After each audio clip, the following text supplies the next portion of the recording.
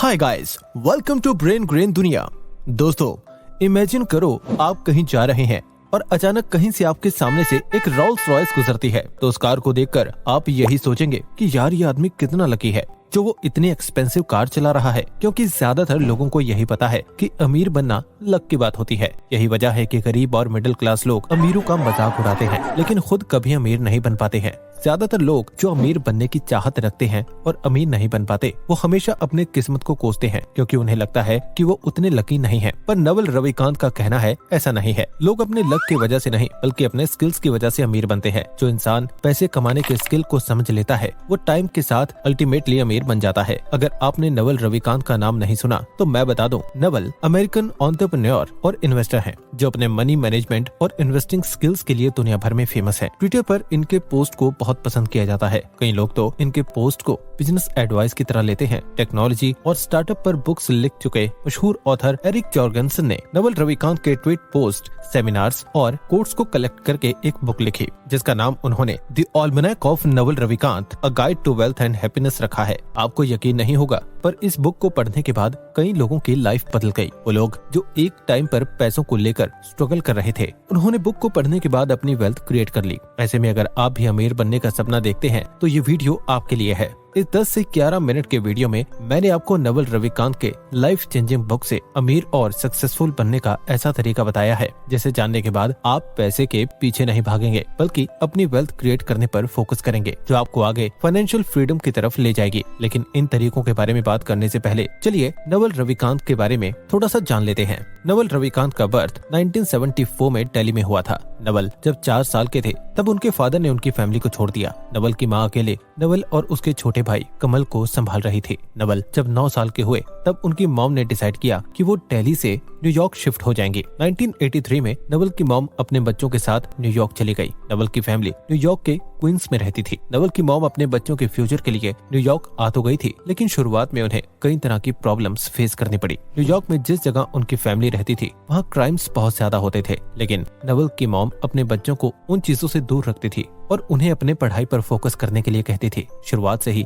नवल बहुत ही चुपचाप रहने वाले शाय नेचर के बच्चे थे, इसीलिए उनके ज्यादा दोस्त भी नहीं थे। पढ़ने में इंटरेस्ट होने की वजह से नवल अपना ज्यादातर टाइम लाइब्रेरी में बिताते थे। वो दुनिया के महान लोगों की बायोग्राफी पढ़ते। नतीजा बहुत ही कम एज में उन्हें पैसे, बिजनेस, स्टार्टअप, टेक्नोलॉजी जैसी चीजों के बारे में अच्छी खासी नॉलेज हो गई थी और उनका टेक्नोलॉजी में स्पेशल इंटरेस्ट डेवलप हो गया था। नवल की माँ फैमिली को अच्छे से चला रही थी, लेकिन एक टाइम ऐसा आया है जब घर पर पैसों को लेकर प्रॉब्लम होने लगी। पैसों की प्रॉब्लम को सॉल्व करने के लिए 15 साल की एज में नवल ने काम करना स्टार्ट कर दिया। उन्होंने स्ट्रीट पर इंडियन फूड बेचना शुरू कर दिया। साथ ही में वे दूसरा पार्ट टाइम जॉब भी करते। नवल के जॉब करने की वजह से उनकी फैमिली की कंडीशन थोड़ी बेटर होने लगी, जिसकी वजह से नवल ने फिर अपनी स्कूलिंग भी पूरी की और आईवी यूनिवर्सिटी में एडमिशन ले लिया और यहीं से उनकी लाइफ में 360 डिग्री का चेंज आया। यूनिवर्सिटी से टेक्नोलॉजी पर डीप स्टडी करने के बाद नवल ने अलग अलग कंपनी शुरू की। साथ ही the iconic investing startup AngelList को स्टार्ट किया। नवल के इन्वेस्टिंग स्किल्स की वजह से 43 की एज में उन्हें angel investor of the year का अवार्ड मिला। यही रीजन है कि नवल की एक पोस्ट इन्वेस्टिंग एडवाइस की तरह सोशल मीडिया पर वायरल हो जाती है। अब तो अपने नवल रविकांत के बारे में जान लिया, चलिए जानते हैं उन लेसन्स के बारे में जो एरिक की book the almanack of Naval Ravikant से सीखने को मिलता है। Number 1, focus on wealth not on money. Naval कहते हैं 9 to 5 जॉब से आप अपनी वेल्थ क्रिएट नहीं कर सकते। जॉब से आपको सैलरी मिलती है जिससे आप ऑब्वियसली पैसे तो कमा सकते हैं पर वेल्थ नहीं बना सकते। इसीलिए वेल्थ क्रिएट करने पर फोकस कीजिए, ना कि पैसे कमाने पर। मैक्सिमम लोग सोचते हैं कि ज्यादा पैसे कमाकर वो अमीर बन जाएंगे, इसीलिए अपनी पूरी लाइफ वो पैसे कमाने पर फोकस करते हैं, बट इसका कोई फायदा नहीं होता, क्योंकि पैसे कमाने और वेल्थ क्रिएट करने में डिफरेंस होता है। कैसे? चलिए एक एग्जांपल से समझते हैं। मान लीजिए आपका एक ब्लॉग है जिसमें आप पार्ट टाइम में ब्लॉगिंग करते हैं और अलग अलग तरह के आर्टिकल्स डालते हैं, लोगों की हेल्प करते हैं, पर अपने काम के वजह से आपके पास अपने ब्लॉग पर आर्टिकल्स डालने का टाइम नहीं है। इसीलिए आपने एक प्रोफेशनल राइटर से बात की और 10,000 की सैलरी पर उसे अपने यहाँ जॉब पर रख लिया। तो देखो, यहाँ आपका राइटर आपके ब्लॉग के लिए जो आर्टिकल्स लिखेगा उसके बदले मंथ एंड में उसे एक अमाउंट मिल जाएगा, पर जब वही आर्टिकल आप अपने ब्लॉग में पोस्ट करेंगे तो वो आपके लिए सिर्फ एक बार नहीं बल्कि बार बार पैसे कमा कर देगी, जो आपके लिए वेल्थ का काम करेगी। पर वही राइटर को उसके काम के लिए सिर्फ एक बार ही पैसा मिलेगा। आगे पैसे कमाने के लिए राइटर को फिर और काम करना पड़ेगा जो उसे अगेन वन टाइम पे करेगा और ये साइकिल ऐसे ही चलता रहेगा। यही वजह है कि पैसे कमाने वाले लोग अमीर नहीं बन पाते हैं। कई लोगों की ये गलत फहमी होती है कि जिन लोगों के पास पैसा ज्यादा होता है वो अमीर होते हैं। अगर ऐसा होता तो लॉटरी जीतने वाले लोग सबसे ज्यादा अमीर होते, पर ऐसा होता नहीं है। इनसे मिलिए, ये है कौन बनेगा करोड़पति के 5th सीजन के विनर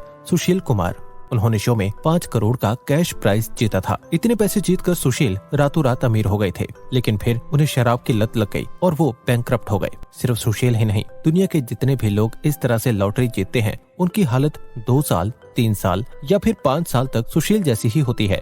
लॉटरी जीतने से लोगों के पास पैसे तो आ जाते हैं, पर क्योंकि उनके पास पैसों को मैनेज करने, मल्टीप्लाई करने का स्किल नहीं आता है, इसीलिए वो करोड़पति से जल्दी रोडपति भी बन जाते हैं। पर जो लोग अपना वेल्थ खुद क्रिएट करते हैं उनके साथ ऐसी प्रॉब्लम नहीं होती, क्योंकि वो पैसे से ज्यादा इम्पोर्टेंस स्किल्स को देते हैं और स्किल्स एक्वायर करने पर फोकस करते हैं। बिकॉज वो जानते हैं स्किल्स पैसों को अट्रैक्ट करती है। अगर आपके पास स्किल है तो पैसा ऑटोमेटिकली आपके पास आएगा, पर वही अगर आपके पास स्किल नहीं है तो आप तुक्के से पैसा कमा भी लें, लेकिन वो पैसा कभी भी आपके पास सस्टेन नहीं करेगा। इसी से रिलेटेड एक कोट काफी पॉपुलर है, money is temporary while wealth is permanent. इसीलिए नवल पैसों से ज्यादा वेल्थ पर फोकस करने के लिए कहते हैं। नवल ने कई इंटरव्यूज में कहा है, अब तक मैंने जितने भी पैसे कमाए अब वो सब कुछ मुझसे ले लो, लेकिन फिर भी मैं 10 साल के अंदर वो सारी चीजें कमा लूंगा जो अभी मेरे पास है, क्योंकि उन्होंने सिर्फ पैसे नहीं कमाए बल्कि पैसे कमाने के स्किल को भी सीखा है। ऐसे में अगर आप चाहते हैं कि आपके पास पैसे हों और आपको किसी दूसरे के पास जाकर गधा मजदूरी ना करनी पड़े, तो आप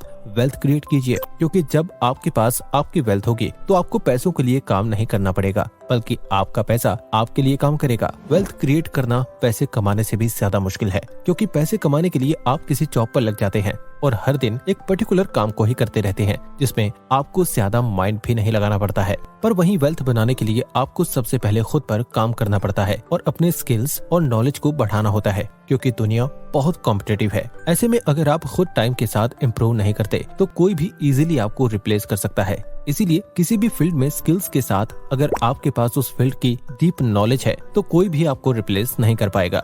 number 2, wealth is not a short term game. Naval Ravikant कहते हैं कि पैसों को लेकर आपको लॉन्ग टर्म गेम खेलना चाहिए, क्योंकि वेल्थ रातों रात नहीं बनता और जो रातों रात बन जाए वो तुक्के से कमाया पैसा होता है, जो कभी भी आपके पास से जा सकता है। लाइफ में आपको जितने भी बड़े रिटर्न्स मिलते हैं वो आपको कंपाउंड इंटरेस्ट के वजह से मिलता है, और जैसा कि आपको पता है कंपाउंड इंटरेस्ट का मैजिक टाइम के साथ दिखता है। इसलिए कंपाउंड इंटरेस्ट में आप शुरुआत के रिटर्न देखेंगे तो आपको कोई रिटर्न नहीं दिखेगा, पर वहीं आप थोड़ा वेट करेंगे तो कुछ टाइम बाद आपका रिटर्न इतना ज्यादा हो जाएगा कि आप उसे संभाल नहीं पाएंगे। वेल्थ क्रिएट करने में पैसा कमाने से ज्यादा टाइम लगता है, इसीलिए वो ज्यादा लॉन्ग लास्टिंग होता है। कुछ लोग जल्दी पैसा कमाने के लिए ट्रेडिंग करते हैं और इस चक्कर में अपने पैसे खो देते हैं। इसीलिए मैं आपसे बस इतना कहूंगा कि आपको जल्दी पैसे कमाने के चक्कर में नहीं पड़ना चाहिए। आपको लॉन्ग टर्म स्किल्स सीखने चाहिए, इससे आपके पैसे डूबेंगे नहीं बल्कि आपके पैसे मल्टीप्लाई होंगे। Number 3, leverage position and wealth. दुनिया में 99% लोग अमीर बनने की कोशिश करते हैं, पर 1% लोग ही एक्चुअली अमीर बन पाते हैं। ऐसा इसीलिए क्योंकि जहां बाकी लोग एक घिसे पिटे तरीके से अपना काम करते हैं, वहीं कुछ लोग अपने काम पर डाला गया थोड़ा सा एफर्ट उन्हें ज्यादा पैसे कमा कर देता है। चलिए इसे एक एग्जांपल से समझते हैं। मनोज और पंकज दोनों की अपनी अपनी शूज की शॉप है। मनोज अपनी शॉप सुबह 10 बजे खोलता है और रात 8 बजे वो अपनी शॉप बंद करता है। वहीं पंकज अपनी शॉप सुबह 11 बजे खोलता है और 8 बजे वो अपनी शॉप बंद कर देता है। पर पंकज ने एक चीज मनोज से अलग की हुई होती है, उसने अपनी दुकान को ऑनलाइन प्लेटफॉर्म जैसे अमेज़न, फ्लिपकार्ट, मीशो पर लिस्ट किया होता है, जिससे कि लोग उसके शूज को ऑनलाइन भी खरीदते हैं। इससे होता यह है कि जब पंकज अपने फैमिली के साथ ट्रिप पर होता है या उसकी शॉप बंद रहती है तब भी उसके जूते बिकते रहते हैं, पर मनोज अपने जूते तब तक ही बेच पाता है जब तक उसकी शॉप खुली होती है। साथ ही एक तरफ जहां मनोज के कस्टमर सिर्फ लोकल लोग होते हैं, वहीं पंकज ऑल ओवर इंडिया लोगों को अपने जूते बेचता है। इसलिए नवल कहते हैं कि आप जो भी काम करो उसे ऐसे मैनेज करो कि आपका काम आपके एब्सेंस में भी चलता रहे। इस स्टोरी में पंकज ने अपने काम को लीवरेज किया। उसने न सिर्फ अपनी इनकम को बढ़ाया बल्कि बिजनेस को लीवरेज करके वो शॉप पर बैठने से भी बच गया। नवल कहते हैं ज्यादातर लोग बिना सोचे समझे अपने डिसीजंस लेते हैं, इसी वजह से वो अनवांटेड चीजों में लॉक हो जाते हैं। जैसे अगर आपने डिसाइड किया कि आप जॉब करेंगे तो आप खुद को 20, 30 या फिर उससे ज्यादा सालों के लिए एक जगह पर लॉक कर देते हैं, जिससे आपके पास वेल्थ क्रिएट करने का टाइम नहीं होता। पर वेल्थ क्रिएट करने के लिए आपको टाइम चाहिए, जो आपको तभी मिल सकती है जब आप अपनी पोजीशन को लेवरेज करें, बिल्कुल पंकज की तरह। Number 4, learn to be happy. Book के अगले लेसन में नवल कहते हैं, पैसे कमाने से भी ज्यादा जरूरी यह सीखना है कि खुश कैसे रहा जाता है। क्योंकि मान लो आपके पास पैसे तो बहुत हैं, पर आप खुश नहीं हैं, तो उन पैसों का कोई फायदा नहीं।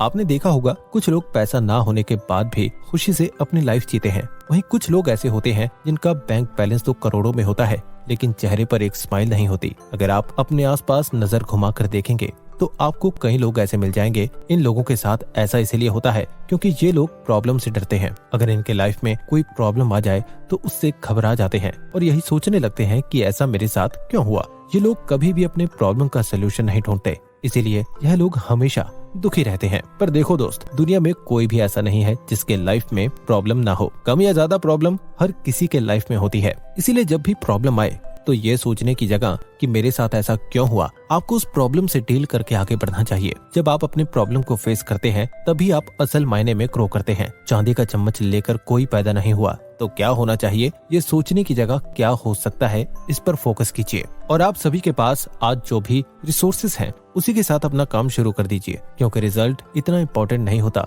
उससे ज्यादा एफर्ट होता है। नवल का जब बुरा टाइम आया था, उस टाइम रोड पर अपना स्टॉल लगाने की जगह वो ये सोचते कि मैं अपना रेस्टोरेंट ही खोलूंगा, तो ना उनकी स्कूलिंग पूरी होती और ना ही यूनिवर्सिटी और ना ही कभी एंजलिस्ट शुरू हो पाती। इसीलिए आपका जो काम है उसे पूरे मन से कीजिए। अगर आप प्रॉब्लम पर फोकस करेंगे तो आपको सिर्फ प्रॉब्लम्स दिखेंगे और आपका माइंडसेट ही नेगेटिव हो जाएगा, जिससे हो सकता है कि आप अपना मेन मोटिव ही भूल जाएं और अपने ट्रैक से भटक जाएं। इसीलिए नवल सभी को खुश रहने के लिए कहते हैं, क्योंकि जब आप खुश होते हैं तो आपका माइंड रिलैक्स होता है और प्रॉब्लम से ज्यादा सोल्यूशन पर फोकस करता है। तो इन लेसन्स को ध्यान में रखकर आप न सिर्फ पैसे कमा सकते हैं बल्कि एक अच्छी लाइफ भी जी सकते हैं। नवल के इस बुक में ऐसे कई लेसन्स हैं जिसने लोगों की लाइफ चेंज की है।